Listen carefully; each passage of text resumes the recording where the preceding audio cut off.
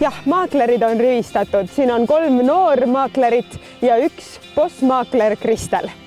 Me oleme tulnud Veskimäeldre uusarendusse, tore piirkond. Meie kõik 3 saame endale ühe maja ja peame suutma siis need teile, head televaatajad, maha müüa.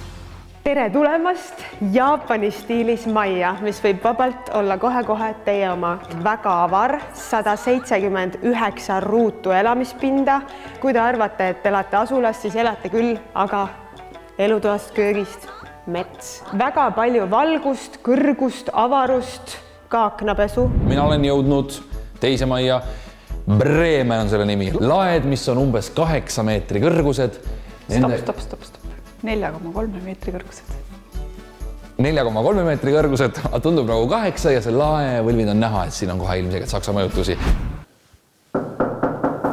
Tervist, ja. 4 sotti. 4 sotti on liiga vähe. Ja 449 on. Ja no midagi teha ei ole. Mul juba inimesed tulevad, ostavad, tahavad maja, kõik tahavad näha. Mul on üldse aega rääkida. Nii, tulge sisse, väga meeldiv. Võtke palun kummikud käelast ära, meil on siin väga puhas olemine. Suur tuba, vägev. Esimene asi, mis ma tahan teile näidata, on see lill. See lill on olnud siin täpselt nädal aega ja kui me tostsime, siis oli siin ainult pott ja üks väike seeme. Ja kuna siin toas on nii palju valgust, siis see lill on nii kasvanud, nii ruttu üles kasvanud.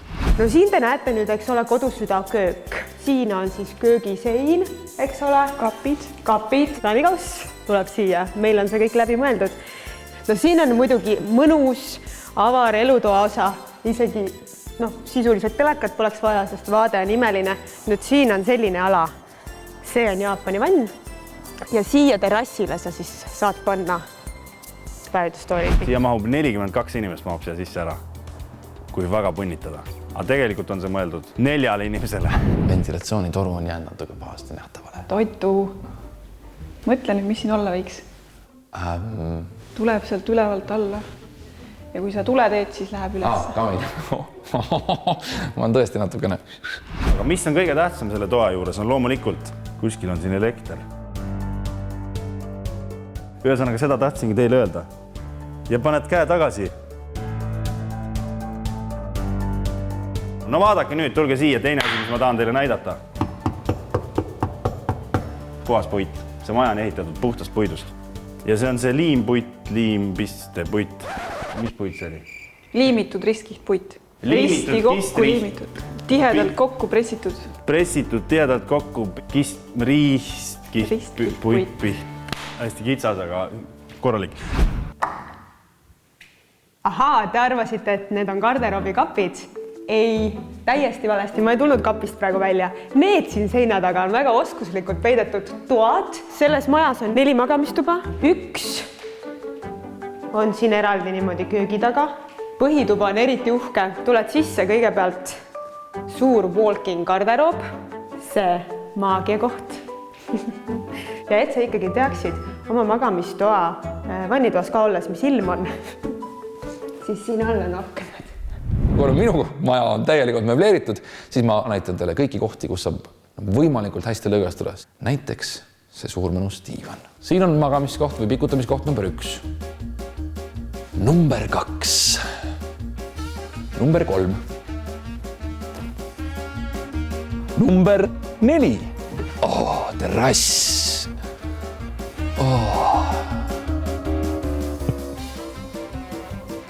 Number 5. Number 6. Ja koht number 7. Oi, see on suur tuba. Huvitav, mitu mind siia mahuks? Nii palju. Okei. Nii, ja vaadake nüüd. Siin on nii palju uksi, et ma sisuliselt isegi ei tea, kui palju siin tube on. No see on siis nagu kontoriruum. Kui sul on rohkem lapsi, siis sa vajad seda tuba magamistoana. Siis teed sellest väga ilusa efektse magamistoa. Palun väga. Selle maja esimene ja suurele toale kõige lähem tualett. Kõik on suurepäraselt paika pandud. Töötab. Kui siin käidud, siis on mõistlik tulla kohe siia ruumi, sellepärast, et siin on nüüd teine tualett. Kõik töötab. Ja mis on muidugi selle maja üks paremaid asju, on loomulikult see saun. siin ümberringi on hästi palju loomi. Metssead jooksevad, sokud, kitsed. Põtru on siin nähtud. Hamstrid on. Ma olen kuulnud, et siin on isegi neppe. Võib-olla me kuuleme natuke nepi häält. Ma usun, et sa pead selleks õue minema. Okay. Sellepärast, et seinad ei kostu läbi. Jah, see on saun, mõnus klaasist sein, siit saad vaadata natukene isegi need õue. Palav on ja mis sa teed? Eestlane läheb otse lumme, mida praegu veel ei ole, aga jah, no siia tuleb kuhjades lund. See on koht, kus juhtub magic. Tulge edasi.